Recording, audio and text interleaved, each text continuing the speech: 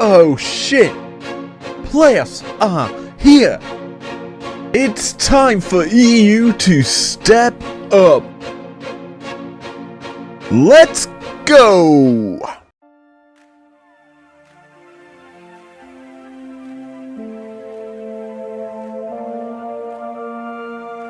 Ooh boy, that's a bit of a teaser, isn't it, for the upcoming playoffs?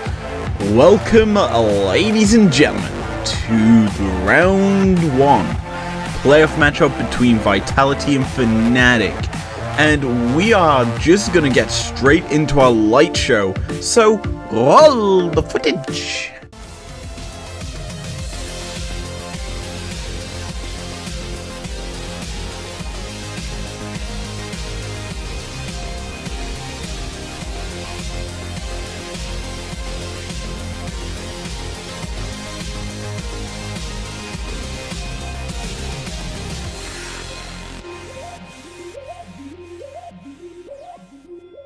So, no one expected this game to turn out like it did, but hoo boy, this is a doozy of a team fight, as it looks so good from the get-go as Hilly has a flank set up.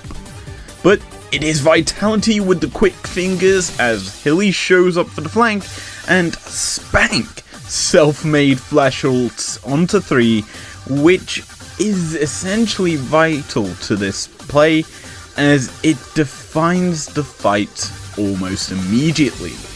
Diana locks down the 3 targets of Fnatic, who are unable to follow up on Hilly's engage, and as LeBlanc goes in to follow up on the Fnatic support, she is immediately charmed, thrown into the air alongside Desire, who takes to the skies with her Feather Storm, avoiding the burst and then recalling the feathers to lock down and kill LeBlanc. Now, this is huge, as Fnatic have little to no AP at this point in the fight, so the big beefy boy Renekton can have a field day in Fnatic's lineup with his stack of armor. Plus, Diana is also still buying time with her Zhonya's status, which is basically what means Vitality win this fight, because Lee Sin's forced to kick away the Renekton, and that doesn't stop Leader, however. He just strolls on into the fight and immediately does enough damage to kill and allow Self-Made an easy pickup of the upset ADC. And well, who does the damage for Fnatic now, as both their main DPS steal are in the fountain? They're destroyed. Plus, Hilly is not longing for this world, and considering this is a massive separation between him and his team, yeah, you kind of can see why. And he goes night-night, leaving it in a 2v5 for Vitality, and yeah, this never ends well if you're on the side with the no ults, and Lee Sin and Olaf just being boys. They're not beefy. And Vitality have covered up all their exits, and it inevitably means that the pieces of the top lane for Fnatic are chopped down and crushed even further, giving over Game 1 to Vitality.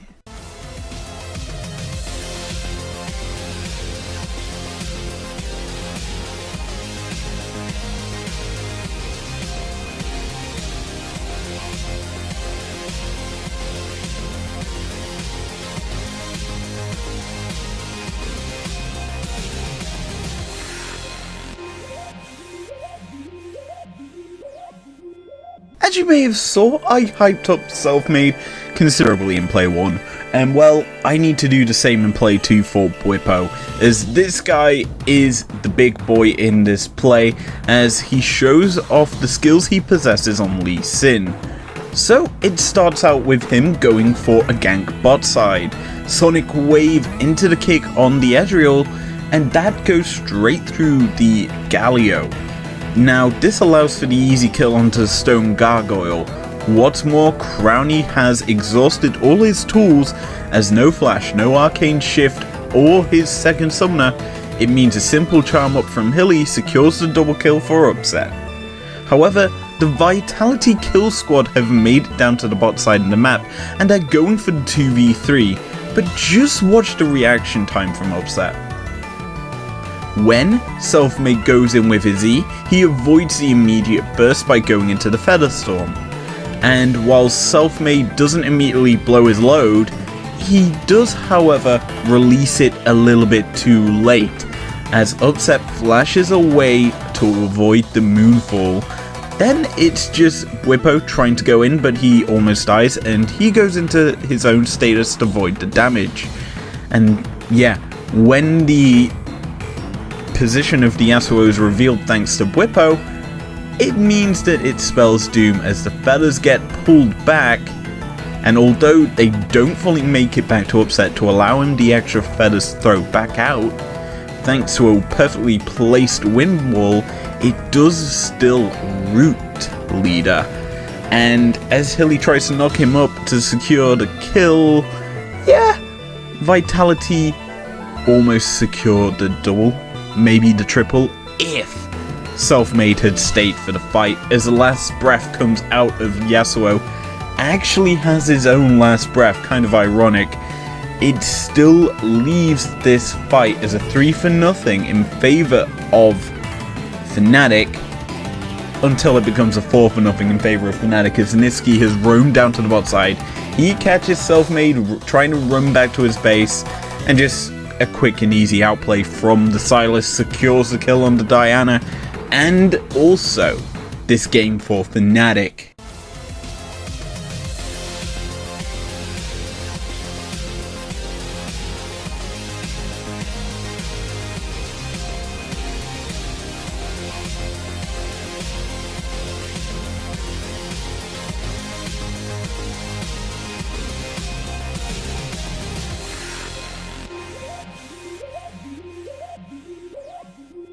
So for game 3, let's discuss Vitality's Bloodlust, and it comes to bite them in the ass in this game, and they're defending the tier 1 turret in mid.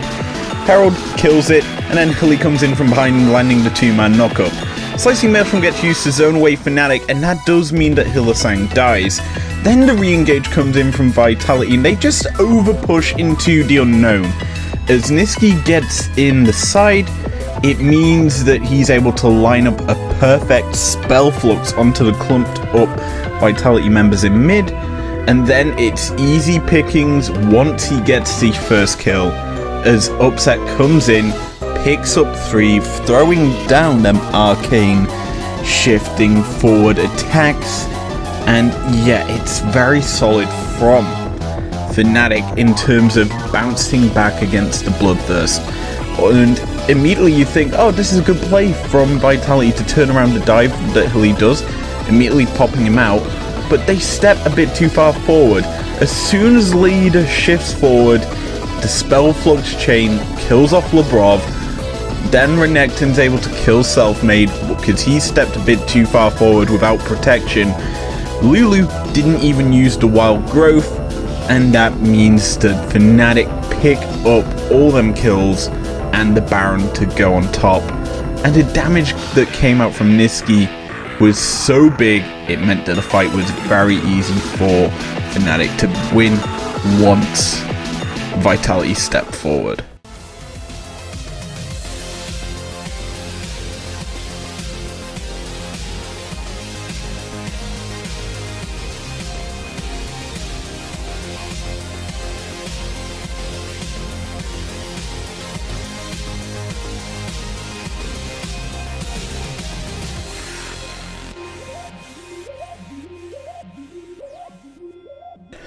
So, this game is very Vitality favoured, and Fnatic know this, so they go for a do or die attempt on the Baron. It's not in vision of Vitality, however, you kind of have to suspect things, as Morgana is cock-blocking Rakan from going near the pit. The enchanted crystal arrow is launched across, hitting the Morg, who black shields to avoid it. There goes one of the safety tools to avoid CC from Fnatic. As such, they group up, looking to burst out Leader as the engage comes from Lee Sin, but it's countered by Labrov's Rakan. He goes in, charms up as many Fnatic members as possible, and that just means that Jace gets to drop the hammer down onto the Lee Sin, picking up an easy kill. And oh yeah, Leader lives. So that means that he gets to be the crocodile that could, going into the back line of Fnatic, just tearing them apart, and then there's no counterplay left for the orange squad in Fnatic.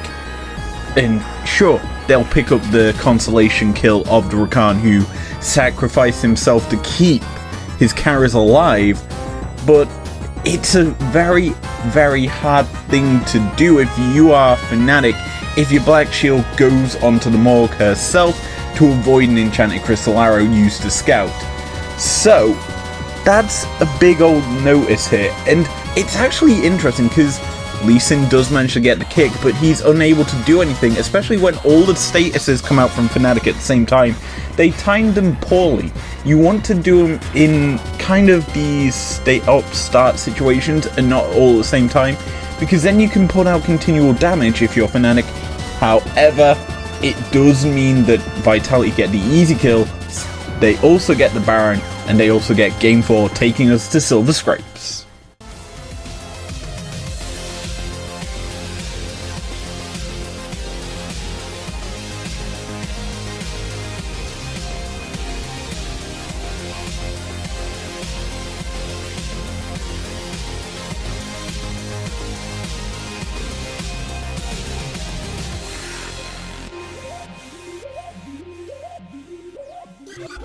So game 5, do or die for both teams. Lose, you've got a 3-month vacation. Win, you step ever closer to Worlds.